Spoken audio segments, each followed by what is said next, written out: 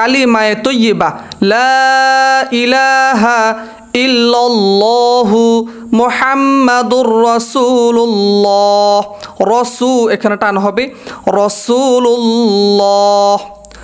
কালিমা শাহাদাত আশহাদু আল্লা ইলাহা ইল্লাল্লাহু ইল্লাল্লাহ এখানে টান হবে ওয়াহদাহু এখানে টান হবে লা শারীকা লাহু লা শারীর মধ্যে টান হবে ওয়া আশহাদু আন্না এখানে গুণনা হবে ওয়া আশহাদু আন্না মুহাম্মাদান আবদুহু ওয়া রাসূলুহু আবদুহু ওয়া রসুলুহু রসু এখানে টান হবে। দর্শক অনেকে আছেন আপনারা আরবি উচ্চারণ দেখে দেখে পড়তে পারেন না, আপনারা এখান থেকে বাংলা উচ্চারণ দেখে দেখে আপনারা কালিমাগুলো শিখে নেবেন। অতঃপর ই মানে মুজমাল আমানতু বিল্লাহি বিল্লাহ এখানে টান হবে বিল্লাহি কামা এখানে টান হবে কামা হুয়া বিআসমাইহি বিআসমা আসমা এখানে টান হবে ওয়াসিফাতিহি অনেকে বলে কি ওয়াসিফা এটা হবে সদ ওয়াসিফাতিহি ওয়াকাবিলতু জামিআ অনেকে বলে ওয়াকা ওয়াকা হবে না এটা হবে ওয়াক ওয়াক ওয়াক ওয়াক ওয়াকাবিলতু জামিআ জামিআ এটা হবে না হবে জামিআ জামি এখানে জামি মিমিয়াজের মি এখানে টান হবে জামিআ আহকামিহি ওয়ারকানিহি আহকামিহি ওয়া আরকানিহি। অতঃপর ই মানে মুফাসসাল।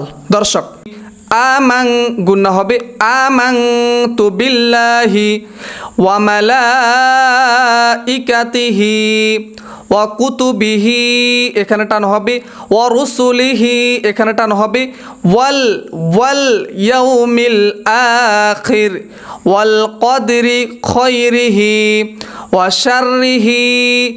শাররিহি মিনাল্লাহি তাআলা তাআলা তাআলা টান হবে তাআলা দোনো জায়গা টান হবে ওয়াল বাসা অনেকে বলে কি ওয়াল বাসা সিন এটা হবে না এটা হবে সা ওয়াল বাসা বাদাল মাউত।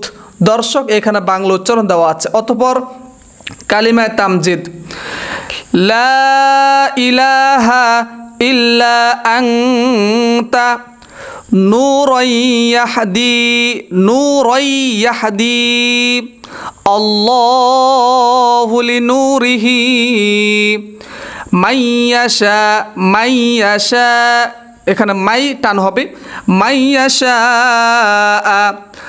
মুহাম্মাদুর রাসূলুল্লাহ অথবা মুহাম্মাদার এটা অনেকে বলে কি মুহাম্মাদার এটা ভুল হবে মুহাম্মাদুর রাসূলুল্লাহ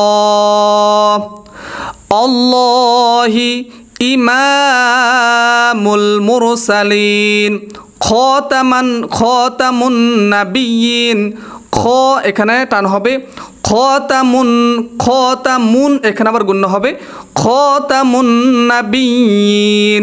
অতঃপর আপনার কালিমায়ে তাওহীদ লা